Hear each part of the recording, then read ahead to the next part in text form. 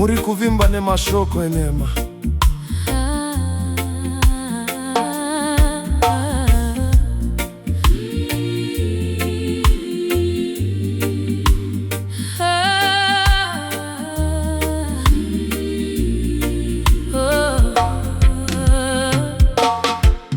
Vanotaura zvakanaka pamberi pevanhu,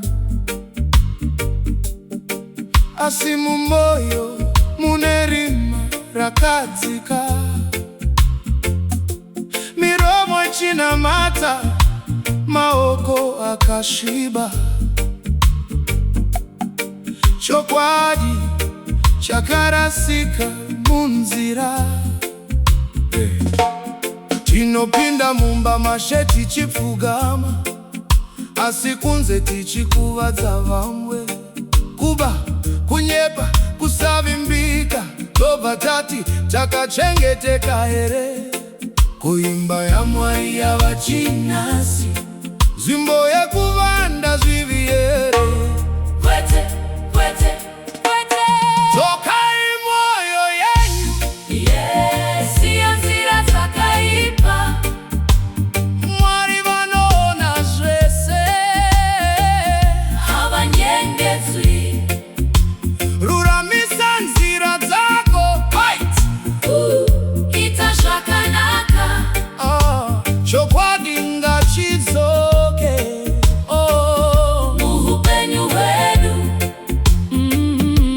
Unoti uri mutendi asi hauna rudo. Unozvitsvagira usingafungi vamwe.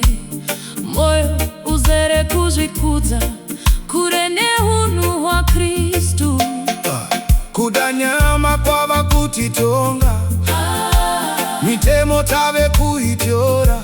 Hatichateereri, hatichazvi ninipisi. Nzira yaShe tave kure nayo. Ngatitarisei Mukati medu tichokwadi here pamberi paMwari. ngatidzoke. Ngatidzoke. Dzokai mwoyo yenyu. Yes, iyo nzira dzakaipa. Mwari vanoona zvese. Havanyengedzwi. Ruramisa nzira dzako. Ita zvakanaka. Chokwadi ngachidzoke. Muupenyu hwedu. Munoba, munouraya, munonyepa, Munyepa mozoya pamberi paShe muchiti takachengeteka. kwete. Imba yaMwari haisi bakore makororo. Dzokerai kurudo. Rudo Dzokerai kuzvidzora. kuzvidzora. Dzokerai pakuteerera. Kuteerera ndiyo nzira yaShe.